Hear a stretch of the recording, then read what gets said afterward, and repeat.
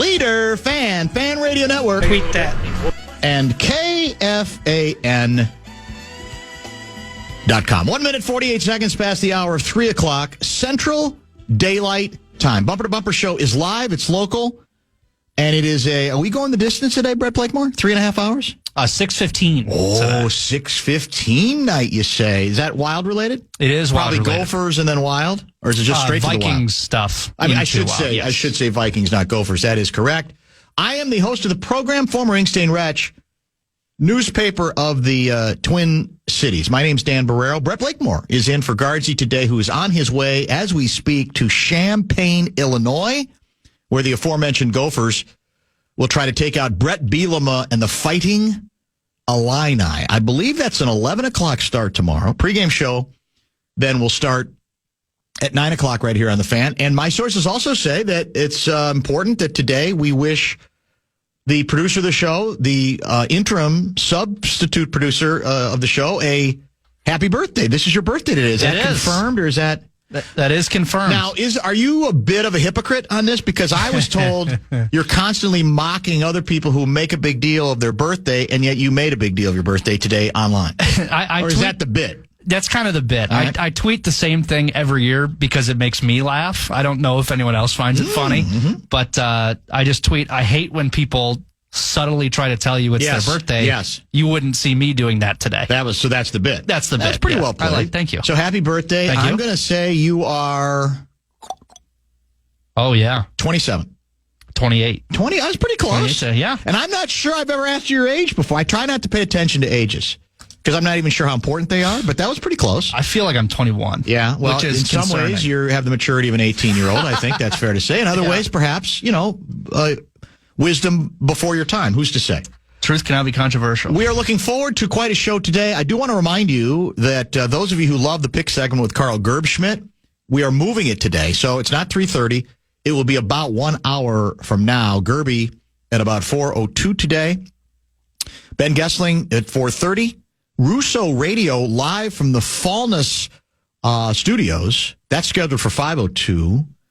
And then Lavelle is scheduled for 5:30. So once we start hitting guests, it's going to be a very busy guest-intensive program. Bradshaw and Bryan KFAN text line is open at 64686. And before I mention exactly why, indeed, we are your dumbing it down leader, let's listen to a bit of sound, throwback sound, retro football sound, that attempts to define, during a National Football League season, November. Super Bowl dreams that glowed in the summer sunshine flicker and fade in the autumn shadows. And hopes that were high in the heat of September can wilt and die in the chill of November.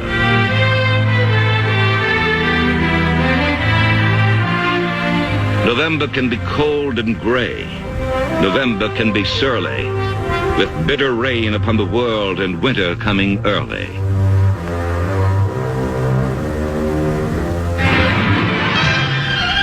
Do you fear the force of the wind, the slash of the rain?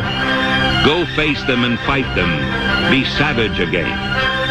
The palms of your hands will thicken, the skin of your cheek will tan. You'll grow ragged and weary and wet, but you must do the best you can. I got chills. Tell me that KOC should not play that bit of John Facenda classic retro NFL film sound. Because it's about November. And guess what? It's November. This is indeed the first day of November. And it's fair to say that regarding the weather conditions part of it, unlikely at the People's Stadium Sunday night that it's going to be muddy or sleety or snowy or, well, messy, right? But the same, I think, general lesson applies that now is when you start finally finding out whether what you felt about your club early is truth or an illusion. Now, you could look at the Vikings schedule and say, the truth is, no matter what happens the next 3 or 4 weeks, we're still not going to know how equipped the Vikings are to advance in the playoffs because they're playing more forgiving competition, especially after Sunday night, the game against the Colts. And so the moral there is you can play better than they've played. You can win, but have you proven that against better teams, you have improved in the areas that I think the last couple of losses indicate the Vikings must rebound and improve as well. Let me quickly add, John Facenda, how do I describe him?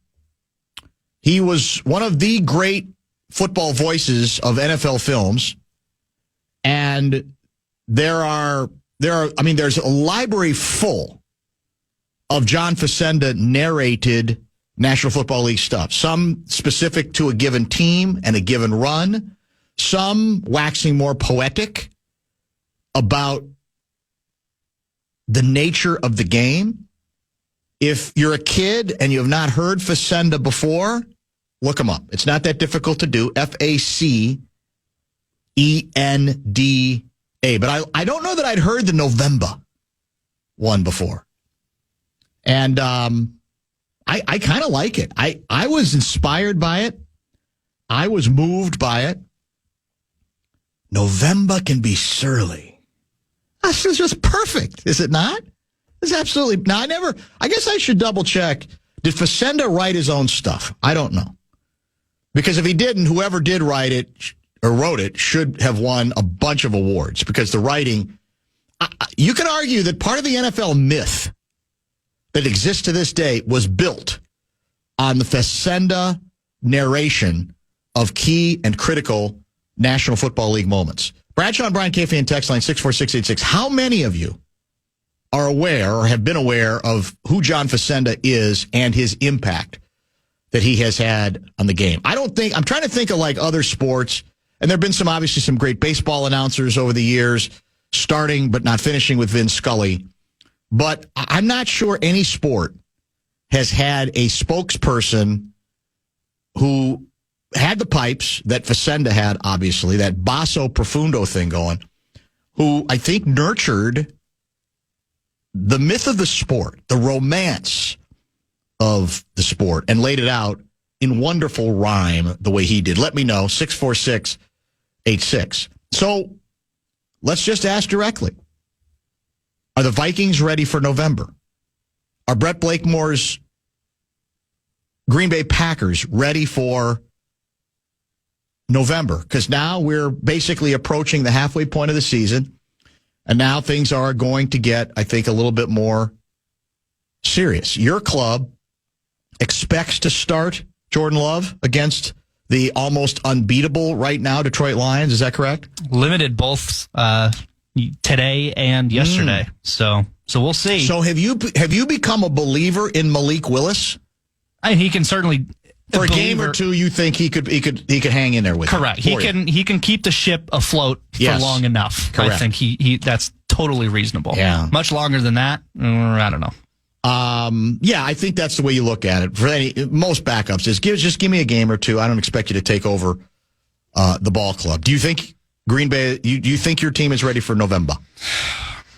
There's just so many. We need to get a fully healthy Jordan Love again, because that one game where we had it was really good. And then as soon as you saw him kind of pull at his leg a little bit, the whole game just turned in Jacksonville, and it was a lot closer than it had to be. Quick answer, yes and no, but hopefully yes. Are the Vikings ready for November? Well, I would say yes and no. And that goes back to the dumbing it down part of the conversation, which we'll probably get to next segment more specifically. But the Colts are weird. They're not a great team, but they're not a bad team. I think they're going to make things challenging and difficult. I don't think the spread's that big. Is it in this game? What are we using for the pick segment? 5.5. Oh, it's 5.5, a little more than I thought. They make the decision. They make the quarterback change, which I think most of us believe gives the Colts a little bit greater chance and the Vikings to win, and the Vikings a tougher challenge defensively after a couple of really bad weeks defensively. that in which the defense has gotten pretty heavily exposed. Again, you could probably be ready for November because the schedule is so forgiving, especially after this Colts game for the Vikings. But I don't know if you'll necessarily get the answer in November to whether you have rebuilt the defense and gotten back to that spot where you can compete and win against some of the better players, better quarterbacks, certainly, better teams, better offenses. We might not really know that in the case of the Vikings until December. Might not be about November. It might be about, in this case, December. Texter writes, this is John in the John the Mail Carrier. This week in baseball with Mel Allen was pretty good. It was for back in the day. It was a good. He was excellent. Good narration of what was going on in the world of baseball. Facenda was the greatest voiceover guy. I loved his work for the NFL. A real treasure. There's no question about that. But I'll say again, I think it was the Sable brothers who did a lot of the writing. Their writing was just beautiful. Sometimes a bit over the top, but that's part of mythology, right? That's kind of sort of what you're looking for as well. The PA plays and quotes the Facenda Autumn Wind clip. I didn't want to play that one today because I thought we've heard that one a lot. I thought the November clip was pretty good. Something a little bit off the beaten track related to Facenda and very timely, given that Halloween's in the rearview mirror. And in fact, the Vikings are preparing for their first November game of the season on Sunday night right here on the Fan. Dumbing it down. What the hell do I mean by that exactly? Because it's kind of connected and kind of related. We're going to get to that after we try to put $1,000 in somebody's hand right now. Yes, the Fan and two men in a junk truck want to give you a shot to put that $1,000 in your hand at the National Cash Contest. Let your voice be heard. Tune in to Vikings Fan Line following every Vikings game presented by Verizon. Listening right here on KFAN or anywhere on the free iHeartRadio app.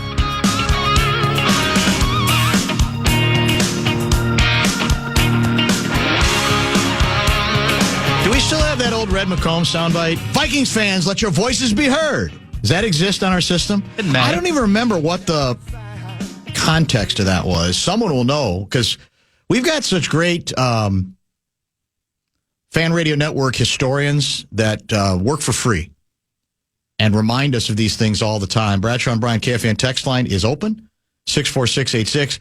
I think daylight saving ends this weekend, right? Pretty sure. You heard the promo, Vikings Colts, because it's a night game. That means another 2-hour tour for the Sunday Sermons crew between 9 and 11. I'm sure we will review Gophers, Illinois after Guardsy does via Gopher Football Sunday. And then we'll have a chance to talk much more football and other matters between 9 and 11 o'clock. What do I mean by us being your dumb it down leader? Well, it sounds as if your guy KOC has decided to dumb it down a little bit this week offensively. And that might be a bit too pejorative a term. But I want to read you some of the things he said, asked by one of the Jackals. I don't know if Seifert asked this question or just supplied this answer. O'Connell asked today about Justin Jefferson saying that he had dialed down the offense for Sunday night. O'Connell indicating he has, in fact, worked on that and later noted the need to help make things a bit easier pre-snap for Sam Darnold. Let's read a little bit of what he said. He being Kevin O'Connell. I think some of it is just good old-fashioned procedural stuff. Sam has done so many really high-level good things, especially throwing the football for us. We've all got to remember sometimes that it is his first year starting, and we tried to prepare him as best we could. And there's still going to be some times in games where the urgency of just playing a lot of football comes in play. I think he's done a really good job with improving on that as he goes through a process of prep. We've got to do some things to help him shorten up that play clock when we break the huddle every snap and practice to try to put us up against put us up against a little bit. But there's some other times where part of the bigger picture, the orchestrating of our offense, can we make it a little easier on him? Can we make it easier on the guys around him to have some clarity?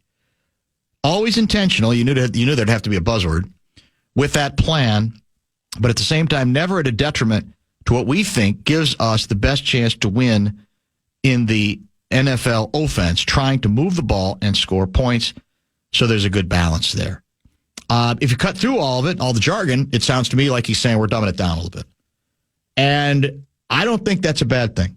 I've said for a long time that I think sometimes KOC gets lost in his own quote-unquote genius and trying to prove to people that nobody throws the ball downfield like we do. We don't care who the quarterback is. We're still going to keep doing it because we don't make any concessions.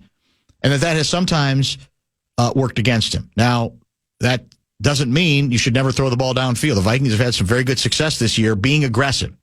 I think you can be aggressive and still perhaps dumb it down a little, simplify things a bit. This offense is kind of leveled off, one could say, in recent weeks. It's not horrible, but statistically it's certainly not great at this point. And I think, earlier in the week he was talking about more of a fast break offense, as in not getting to the line of scrimmage sooner, but getting rid of the ball quicker. And by definition, that generally is going to mean shorter passes if you are throwing the ball. I'm aroused by the short pass. I know a lot of people in football aren't. The 62-yard play, the 50-yard play downfield is special. It can tilt the field, blah, blah, blah. It's a weapon. You have to be able to use it occasionally. But I don't have a problem with the 10-yard throw. Do you? I don't have a problem with we're going to throw it 6 yards, the receiver, and then the running back or the receiver or the tight end, because T.J. Hawkinson's back this week, is going to get another 11 yards. Or maybe even get another 9 yards. There's lots of ways to do this. And so if this isn't all rhetoric, right, if this is intentional and this is going to be followed up in terms of the execution, then I think dumbing it down could be a good thing. I think it might actually help them sustain drives. And, one of the issues with this defense is the amount of time it has been on the field. Now, some of that is they just haven't stopped people enough. Or when they have, they've committed stupid penalties. That hurt them a lot against the Rams. But you look at some offenses, and frankly, even the Chiefs' offense, and you go, well, that's really a pretty simple play. And then you watch another one and you say, well, that wasn't 50 yards downfield. That was like 9 yards. And then the receiver got another 10 or the running back. And you say, well, that doesn't seem very complicated. But you know what it is? It's effective. If you can hold on to the ball, keep drives alive, keep the ball in the other team's hands. A lot of times, the simple play is the best play. And it's effective. And just because it's not fancy, just because it's not going to be part of the highlight reel, doesn't mean it shouldn't have a place. Because usually what simple means is you're getting rid of the ball quicker. In of itself, often a good thing, right? For the obvious reasons. Less chance that you're going to get your quarterback killed, your quarterback sacked. Less chance maybe the ball is going to get tipped. Now, do you want everything to be 4 yards? Of course not. But it sounds like Jefferson JJ might have let the cat out of the bag a little bit, and then O'Connell did not back away from it. But especially when you have a quarterback in his first year in this system, I think it is important that the head coach realize this isn't Kirk Cousins, who's been here a while. This is a guy who's just getting to know whatever you want to do, and maybe you give him one fewer option on a play. Maybe you moderate how much you're expecting him to do before the snap. And frankly, it also simplifies if the play comes in late, then that's not going to be quite as challenging as if, the play comes in late and there's still a lot of adjustments, pre-snap adjustments that have to be made. Too many people, I mentioned Facenda. I'm old. Go back to the original San Francisco 49ers dynasty. And, I'm talking about the Bill Walsh years. And at the time, I think there was a tendency, before they just won so many games that you couldn't ignore them, it was like, well, what's so special about this? That's a 6-yard pass, just a swing pass, whatever. But what the 49ers figured out and what Walsh figured out is, as long as they're going to give that to us, we'll take it. And eventually, we'll throw along to, originally it was Dwight Clark, Jerry Rice, etc. We'll mix it up. But it really shouldn't be about flexing so much as the best way to flex is just keep the ball, drive down the field. And if they give you simple plays by blitzing, zone blitzing, whatever the case may be, and you see an open area, just go ahead and take that. And I think that is good advice for the quarterback for sure. And we'll see if KOC sticks to it. I think that's also I'll believe it, I guess, when I see it. He certainly has, I think, emphasized the run much more than he has in the past, and that was another vow that he said he was going to do with Aaron Jones, and largely that has been the case, and it's been pretty effective. So we'll see how that plays out. Obviously, you add Hawkinson. Usually, those are going to be shorter passes. So that's another way to execute this. To follow up on the all the verbiage this week. That this is the adjustment that we are going to make.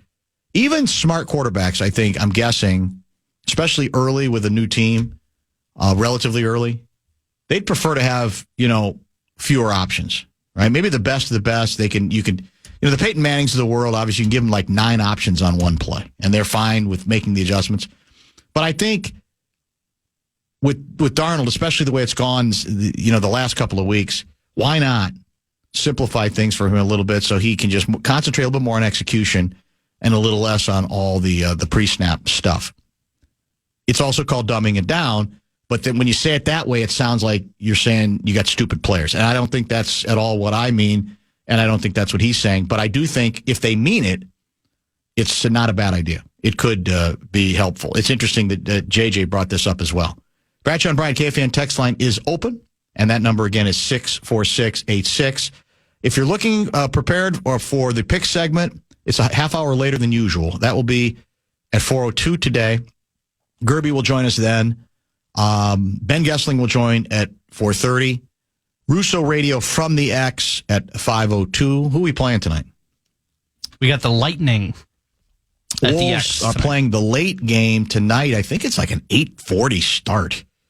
I think it's another national TV game against hated Denver. And that game will be available, I'm assuming, via the Timberwolves channel on iHeart. With the late start, it could even be later depending on the game before. So I'm sure we'll get to a little bit of that as well. In addition to Russo at 5, we've got Lavelle scheduled for 5:30. Don't go. I'm kind of down on myself in this program because we're very big on history, whether it be A-section history, toy department history, pop culture history, especially when it hits like key anniversaries. And we missed a big one this week.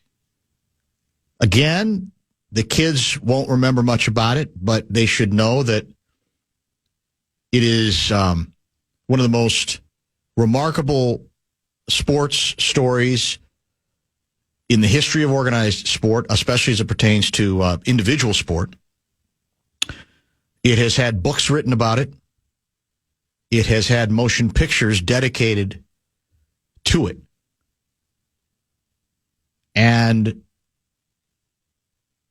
even today, 2 days after the 50th anniversary, I can't let this week go by without some mention of it.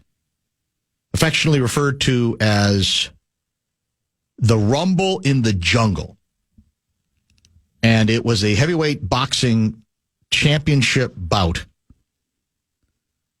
that featured a then evil George Foreman, undefeated at 40-0 with 37 knockouts going into that fight, and Muhammad Ali. At that point, 44-2 with 31 knockouts. Foreman was 25 years and 9 months old. Ali was 32 years and 9 months old. It took place in Kinshasa, Zaire. Titles on the line, WBA, WBC, and the ring, undisputed heavyweight champion.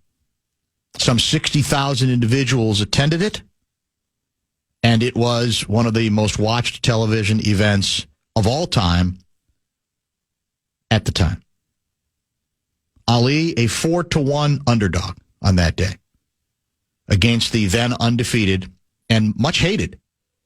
I know, again, that's hard to believe, understanding what the George Foreman image has been transformed into in more recent years. He was hated then. He seemed humorless then. And of course, it was the fight during which Ali introduced his famous, certainly never forgotten, in-ring tactic, the rope-a-dope. The rope-a-dope. And basically with the rope-a-dope, Ali rested on the ropes and allowed George Foreman to punch himself out. And then waited at just the right moment to start firing back, shocking Foreman, and ultimately, as we said, knocking him out in round number 8. Hard to, again, capture in this day and age how big that was, how big heavyweight boxing was at that point. The documentary film, I went to see it. I want to say I went to see it in Uptown Minneapolis whenever it came out. I don't know what year it was. And it's called When We Were Kings. It's gotten kind of, because of the anniversary, a little bit more of a run on some of the cable outlets. I don't know if it's still available there. I couldn't recommend it more. It's a great look at what took place then, with remarkable musical accompaniment, because there were some unbelievable groups and musicians that also went along for the ride. But Ali already, of course, there was a certain, speaking of mythology, he had his own at that point. But I think even most Ali fans were convinced that he was going to get killed. There's a good chance he was going to get hurt, and an even a better chance that he was going to lose. And ultimately, he did not.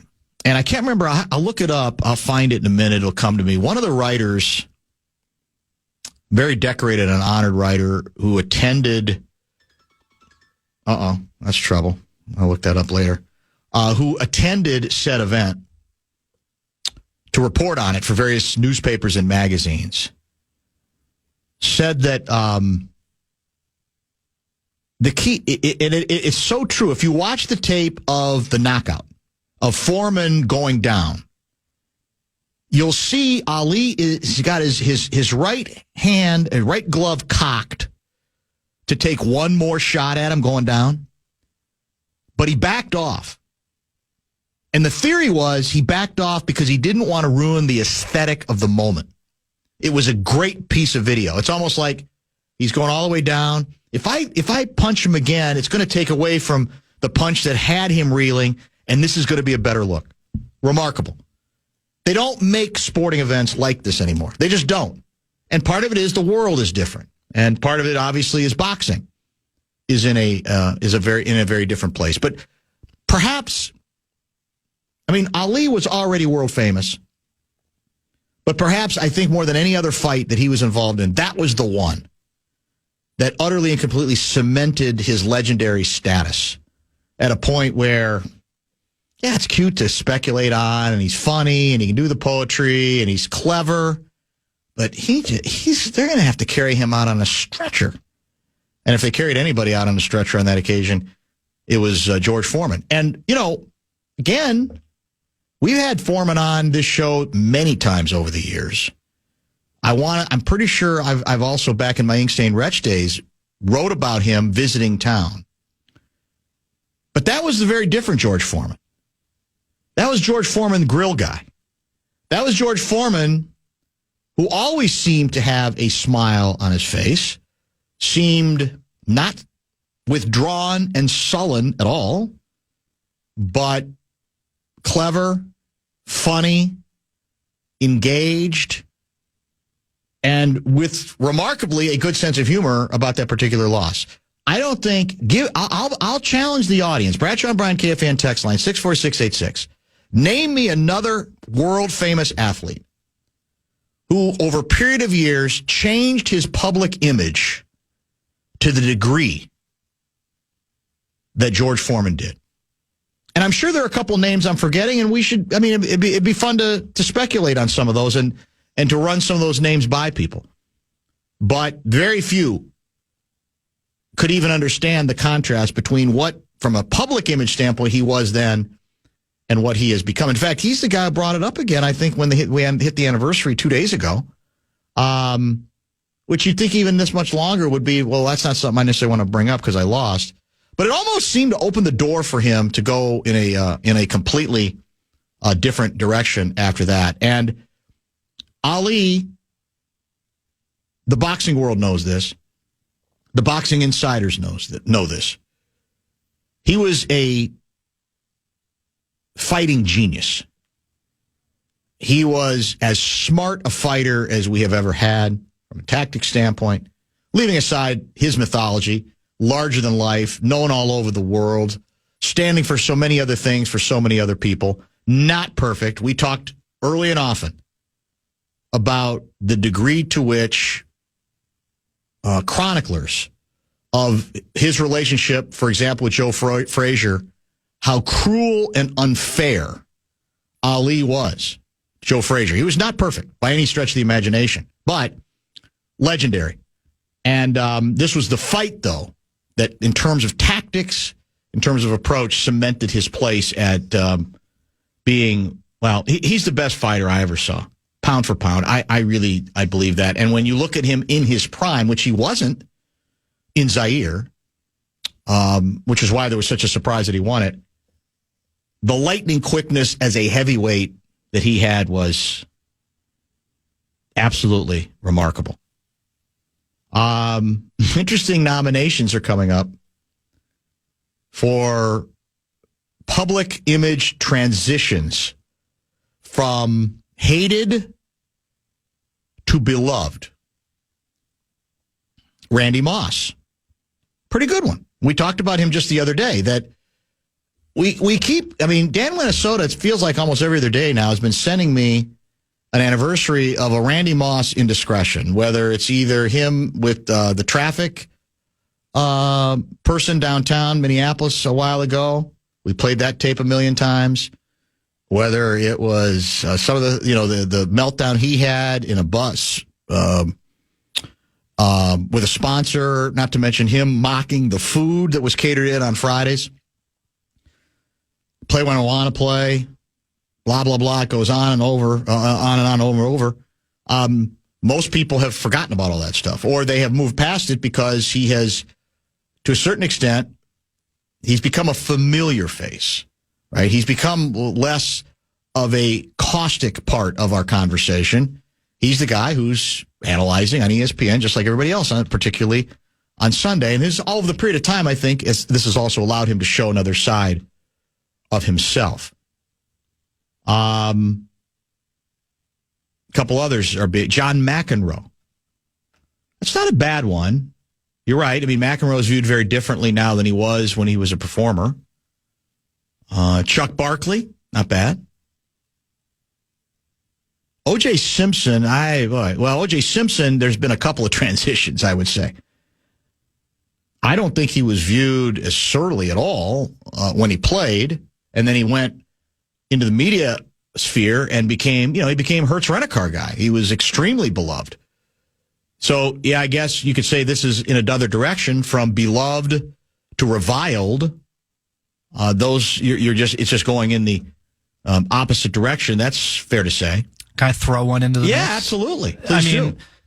I don't know where he stands now, but when LeBron was first at Cleveland, he was, what a great story. This guy's great, hometown hero, playing for the Cavs. Yeah. And then he makes the decision. Yes. And now he's the biggest bad guy in the league. Well, I don't know if it's as serious as some of the other stuff that's going on, but he was hated by a lot of people. I think there's been a couple of turns. I think the decision harmed him for years, even though you could look back on it and say, okay, it was annoying, it was eye-rolling, but it wasn't the end of the world. But it did hurt him. I think he's been around long enough now, though, that people have kind of moved past that. Now, there's an element in the league that says he's one of those guys who everybody's got to kowtow to him, and that still annoys people, even though what he's doing at his age is remarkable, for sure. So he's probably had a couple. Interestingly, bookseller guy writes, athlete changed over time, Cassius Clay. Muhammad Ali used to be Cassius Clay. He changed his name. Made a point of changing his name. And half of America, if not more, refused to call him his name that he turned into, Muhammad Ali, that he legally changed his name to. No, it's not what he is, Cassius Clay. Can't do that.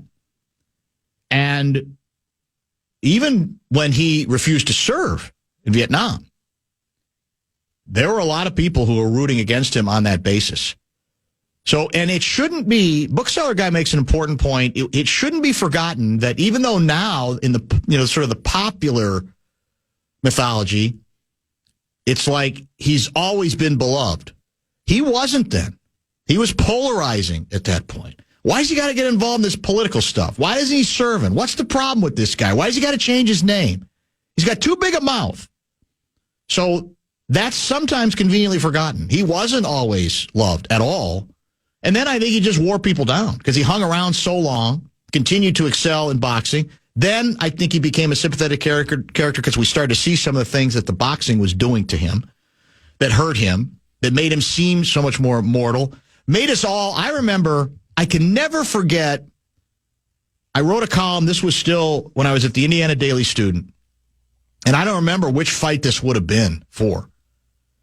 And I basically had a debate through the column in my head. In other words, I'd have a section where one side of my brain was speaking, and then the next section would be my other side of the brain countering. And the argument and counter, the argument was, don't listen to what these other people are saying. Yeah, you are maybe risking something given how many hits you've taken, but this is what sports is all about, man. Go for it. You're an adult. Make your decisions. Do what you want to do. Thrill us one more time. And then there's the other side of my brain going, well, wait a minute. Do you realize how many punches he has taken? We're already seeing some signs, perhaps, of some decline. Does Muhammad Ali, at this point, really have anything else to prove? And ultimately, my conclusion was, bleep it. Go for it. And I think that was the emotion a lot of people had at the time. But it changed a little bit because of how much was lost, right? Because eventually a great deal was lost. And I continue to say that's his life. That's his decision. He gained immeasurable stuff doing what he did, what he was, you could say to a certain extent, put on this earth to do. But there was some evolving that went on regarding, again, the public image and what the public, the larger public, tended to think about Muhammad Ali. This is from Tom in Columbia Heights. A-Rod is a completely changed man if Dan and Guardsy are to be believed. Well, maybe we do. It's not so much that I've said that A-Rod has changed so much as I've reached a point as he came to town here potentially as, the majority owner. We may find that out pretty soon. Not as a changed man, but that it's a different chapter. And as long as it's legal for him, there's nothing legally in the NBA code to prevent him from being involved in the ownership. I don't know what exactly are we could go down memory lane and lay out how he was with PEDs because he wasn't very honest and he was unfair to a lot of other people. He shamed other people that he went after who were going after that story. All that's undeniable, but it's almost like, well, okay, what exactly do you do with that now if he's going to be here? If he's going to be here. So I don't know if he's changed at all. To some extent, Ryan Leaf, big drug and alcohol rehab success story that some people look up to now, maybe. Yes, in fact, we've had Leaf on since his transition. He went from being very much a bust as an NFL player and then kind of a crank, not well liked, to a guy who it appears, more importantly, turned around his life after dealing with all kinds of substance abuse. Yes, not as I would say, certainly not as big a name as some of the other people we're throwing out here, but fairly big at the time. I've got another one that's more of a local angle. Thinking ahead to tonight when I make the trek to the X tonight. Not in the public eye. Mm-hmm. Ryan Suter he wasn't loved, but he wasn't hated. He's our guy. He's going to take it. Him and Parisi are going to take this. No, he was very respected when he got here, for sure. Now, it was kind of the dirty little secret, like, yeah, he's not really that good of a guy in the locker room. But now that he's gone, and all it took was several cross-checks to Kaprizov's back, yes. And now you've got the whole X chanting Suter sucks for 5 games. That's true. So he went from hero to zero in Wild fans' eyes very quickly. Yeah, he's a very unique and complicated case, as you say, because he was a very good player, obviously, in his prime. It made all the sense in the world for the Wild to do what they did when they brought Suter and Parisi here. It was reason to celebrate. It may have even saved the franchise at that point from an attendance standpoint. And I think most of the time he played well here. What inevitably happened here was because the team didn't really achieve much, the muttering started. Because we kept changing coaches, and it's like, well, who is coaching here? Who's the clubhouse lawyer guys? And we heard a lot about that with both of them, but especially Suter. To the point where I think even once or twice, Suter's dad may have called this station bitter at some of the things we'd said, or certainly heard about it. So in his case, it took a couple of weird sort of turns, and then you mentioned the latest part of that too, pretty much the same thing. Jack Nicklaus was never hated, was he? Didn't think. I mean, he never had the charisma that Arnie Palmer did back in the day, but I'm not sure that part of it would apply. I'll just say again, if you've not if you want to review what happened 50 years ago, earlier this week, 2 days ago, in Zaire, find the movie When We Were Kings. The soundtrack is tremendous, especially if you like soul music, funk music, etc., like I do. But above and beyond that, it's just put in a really nice perspective, and it also it has the big moments from the fight itself. So you see the fight, and then you see various reporters. George Plimpton is one of the reporters who was on the scene, chronicling for I don't remember what magazine or what newspaper it was for. But it's a great, it will enlighten you. If you don't know the story at all, you'll love it.